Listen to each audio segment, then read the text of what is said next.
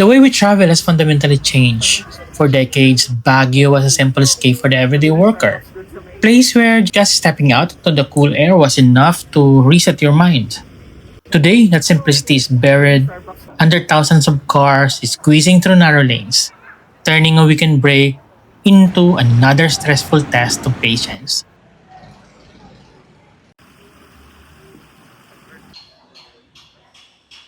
But the quiet hasn't died yet.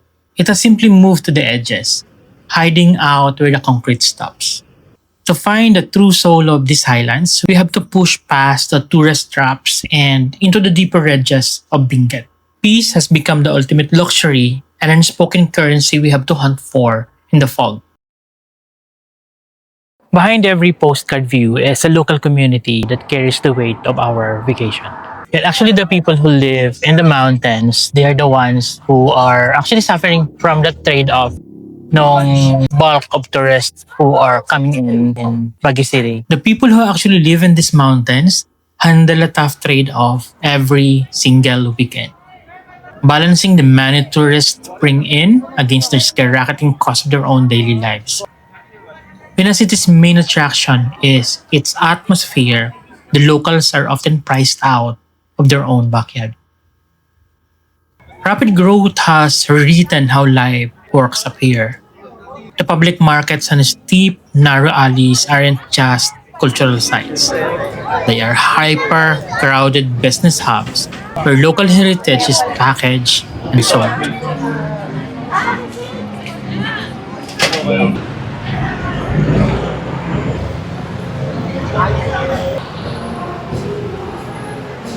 For the people working here, the weekend brings cash. But it also strains their water supply, clogs their roads, and steals their quiet.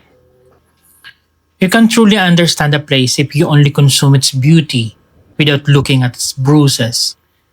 You need to see the human effort required to keep the sanctuary running when it is constantly on the brink of breaking. The real spirit of the mountain isn't in the souvenirs we buy, but in the quiet endurance left behind when the weekend crowd goes home.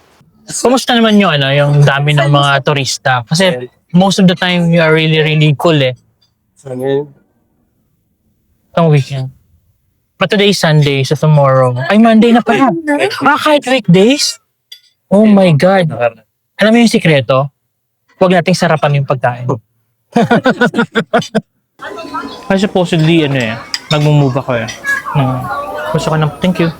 Gusto ko ng province eh.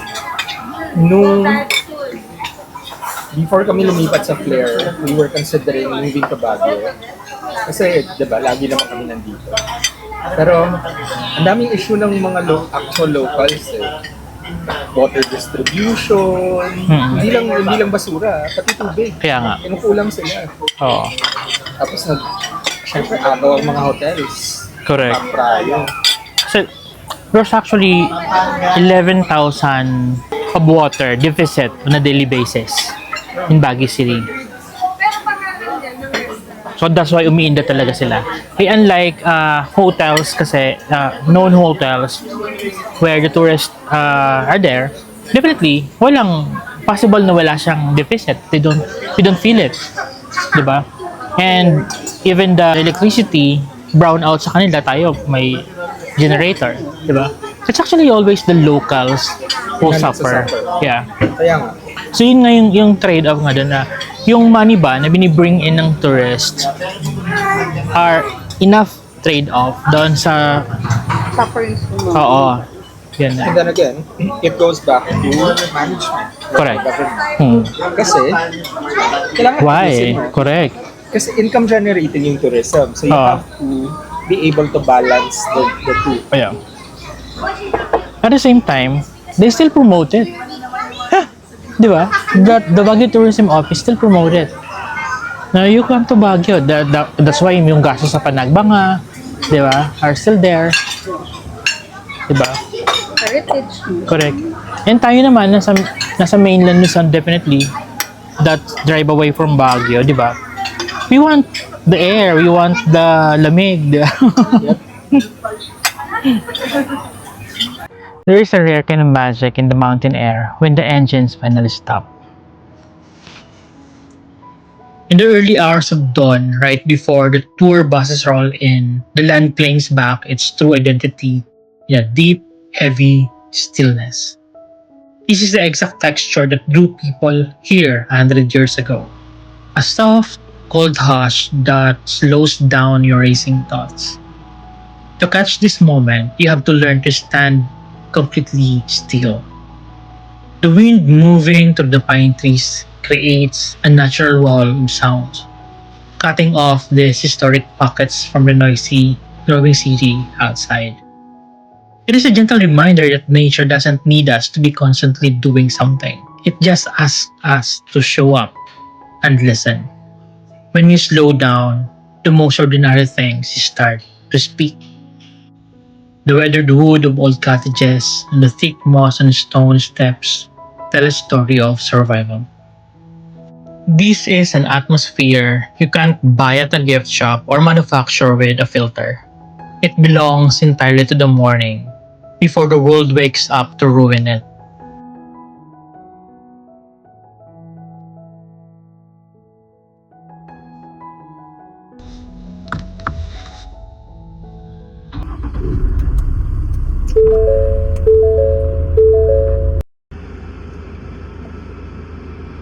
Bongga.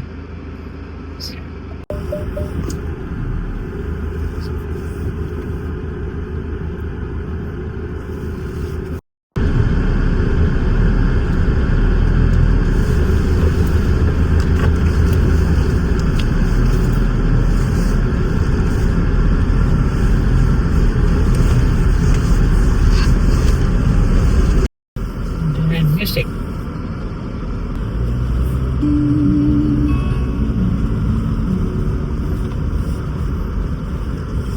Hindi me.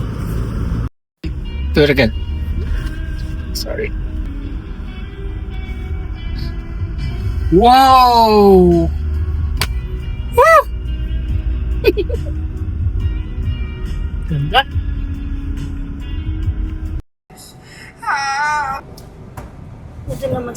Navigating a mountain city when it's packed requires a specific kind of headspace.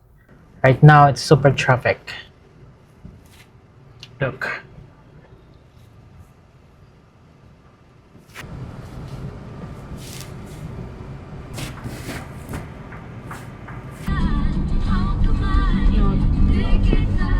When the streets outside get loud and chaotic, the inside of your car becomes your first line of defense. A moving sanctuary that keeps the stress of the road away from you.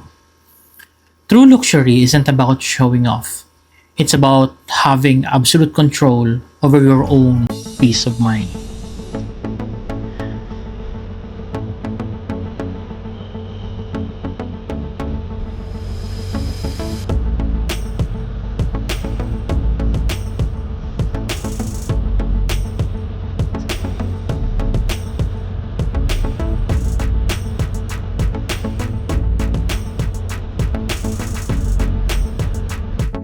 A capable vehicle completely changes how you experience a journey.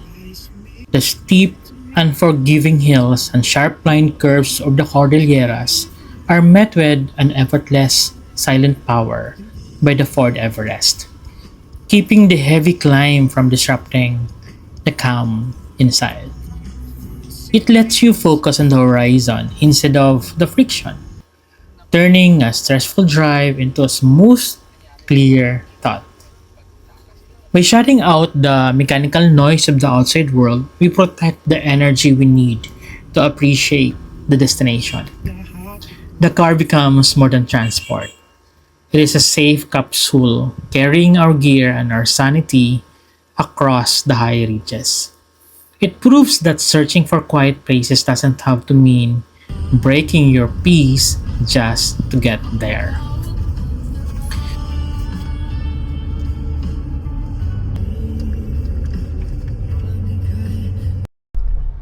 Huwag kang gumatar. Okay, mataas na. Nag-ubra siya. Wait, hawakan mo also. Wait,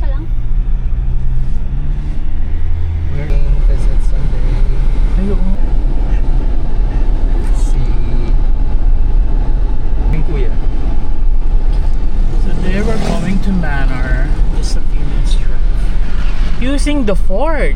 The very reliable Ford. Wow. Wala yung music natin.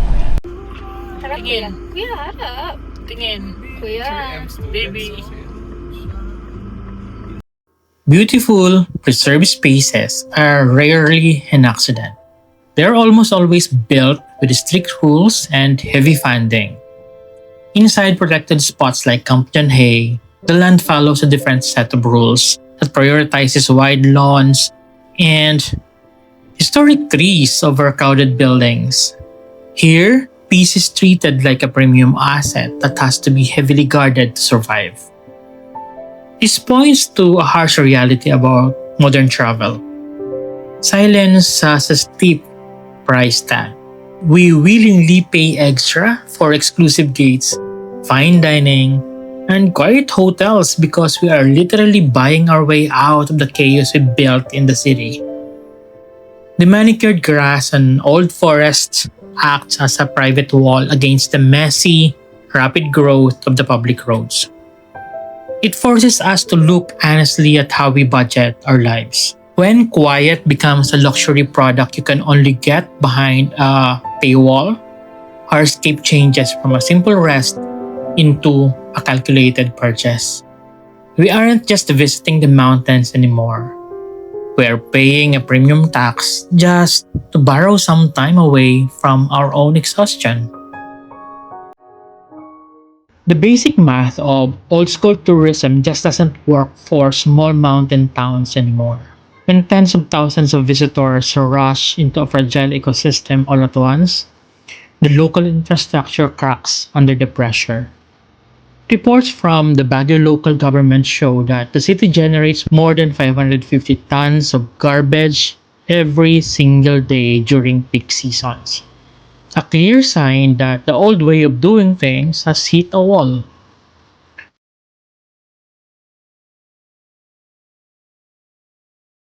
The fix is happening on the outer edges of the province, in places like Mount Camisong Forest Park in Itogon.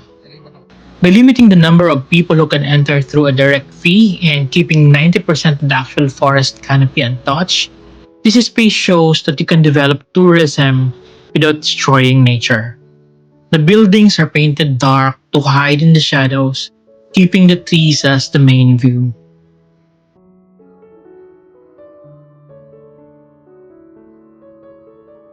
This is what real sustainability looks like. Using solar power, managing waste strictly, and respecting the land's limit.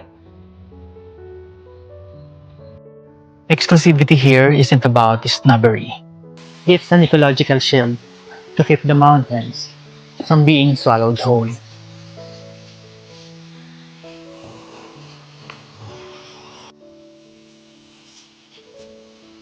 True preservation means accepting that some gates must be closed to keep the inside beautiful. At some point, we need to connect our small choices to these places that we visit. The ledger of modern travel always balances the price we pay out of our own pockets against the invisible impact we leave on the locals who host us. As travelers, we aren't just paying customers. We are actively changing the economy of the places we visit. The everyday citizens of these mountains are the ones who handle the messy reality of our weekend getaways, watching their water and roads stretch thin so we can relax. When we look at the real balance sheet, we realize that our personal peace of mind is often subsidized by someone else's daily struggle. Seeing this truth is the first step to traveling with a conscience. Every trip up these winding roads is an investment in our own healing. But the value of that investment is only as good as our respect for the boundaries of the mountain. The ultimate return on what we spend happens when we learn to live gently with a place rather than just using up its beauty until it bleeds.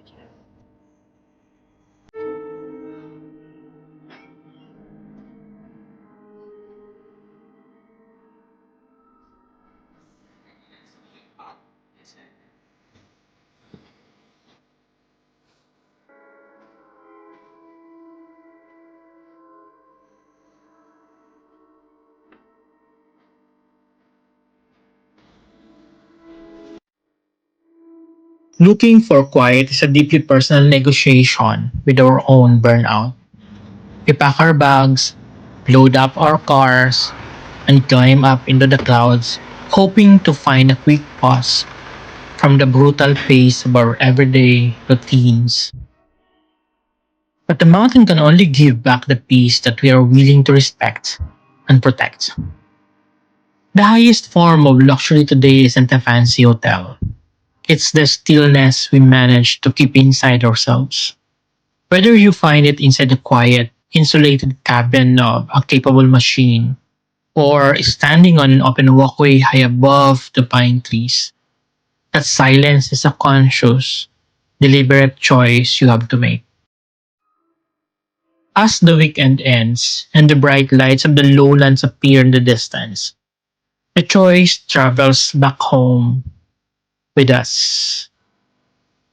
We decide how much we are willing to invest to buy back our peace of mind and how tightly we will hold onto it once we sink back into the noise below. The balance is always yours to find.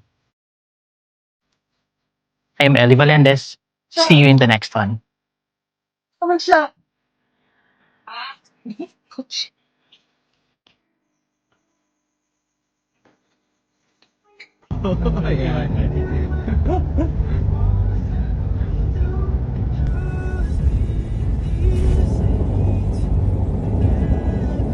Hindi mo siya na mahigpitin ka pero dun sa inlets mahigpit.